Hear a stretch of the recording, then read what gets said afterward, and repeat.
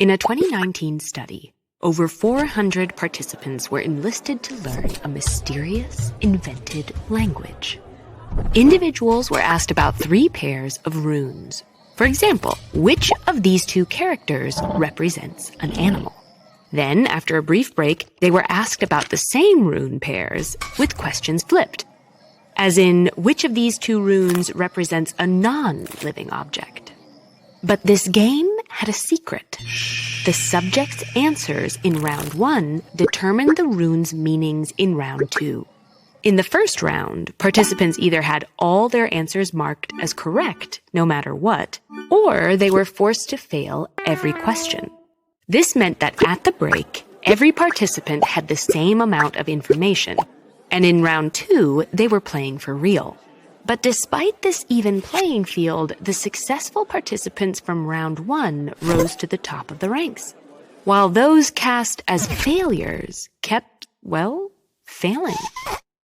People often describe failure as a teachable moment, a necessary stumble on our way to improvement. But learning from our mistakes isn't always easy, especially when those failures are demoralizing, overwhelming, or just downright confusing. So what exactly prevents us from turning our mistakes into mastery? Perhaps the most obvious hurdle to learning from failure is how painful it can be. People generally want to think of themselves as capable and competent, and experiencing failure threatens that self-image. In a survey following a replication of the rune study, participants in the failure group indicated much lower levels of self-confidence after participating. It's tempting to dismiss this pain as a temporary setback, but some studies have found that when people feel demoralized or incompetent, their brains often stop processing new information.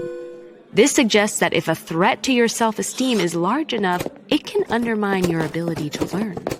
However, your tolerance for failure also depends on your relationship with the task at hand.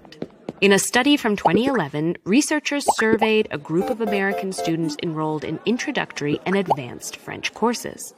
These students completed a questionnaire asking what kind of teacher they preferred, one who emphasized their strengths and successes, or one who highlighted their mistakes and corrected their weaknesses.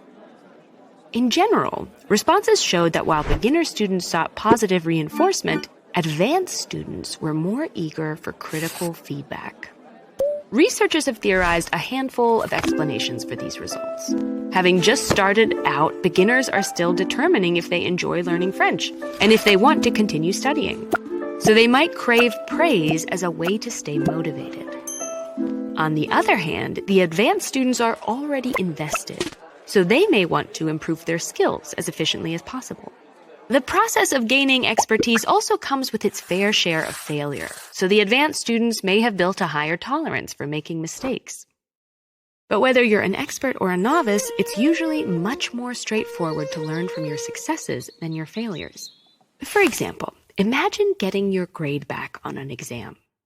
If you aced it, you could reasonably assume you made good choices around when, what, and how much to study, and you can replicate those decisions for the next test. But if you failed, it could be for any number of reasons. Maybe you didn't study enough.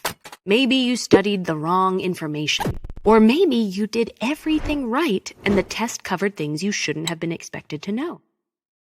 In cases like this, it's unclear exactly what went wrong, making it difficult to learn how to improve. Wanting to learn from our failures is completely natural, and there's a lot to gain by being resilient and cultivating a growth mindset. But fixating on your failures can make it easy to forget all your successes, and building on what you're doing right can be more effective than focusing on what you did wrong.